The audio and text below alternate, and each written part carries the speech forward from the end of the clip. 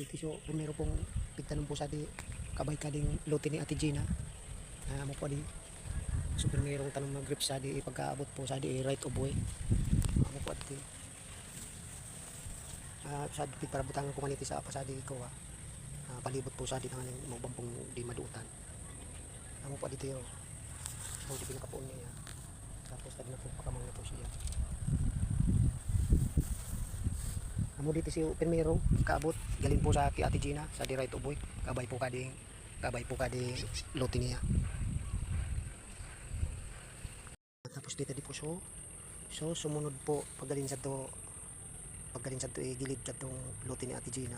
Amo po dito sa pangarwa po adi na grapes tadi na po siya tiyo.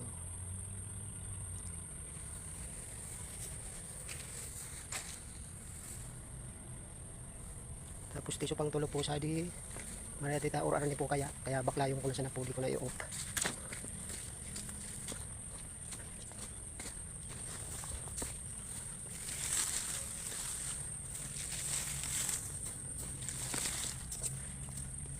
Din tadi po tiso pang tulo sa di na po ang brubit nga adi po niya po.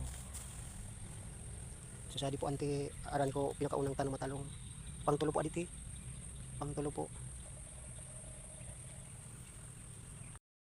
Tapos tita di puso pang upat so sa di na po aranik po ko agkupuste kuryente pang upat po adi pong nakapalibot ka diti buko man pong mga duot so kuha po adi so tigpadakol mo pong kuha mga nagbuburak po amo po adi sa mga orange daman po siya ti duot sa di amo po adi ti supuon niya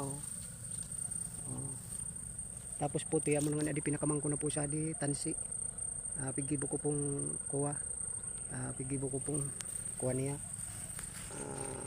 pala-pala lan puti adi puting nakapalibot sa di amo po adi sa mga masitas buko man po ading duot tapos may ko man po ading pagparagabutan sa duot.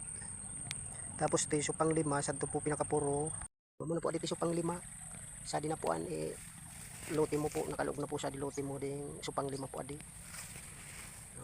naabala po kay adi titaso sa ringsing na sa naman po adi nagpanibago po siya adi po baga susangaong nagpanibago po siya kaya abalang maray mga araw ka isang tubit niyang biyo talagang kung kuha biyo po nagkuha na pakamang na namin po adi tipig para butangan ko po sa apa sa palibo para po di tulos na buwan sa mga duot. Amo dito sa pang lima po adi pinakalas na payan sa di lote mo na po.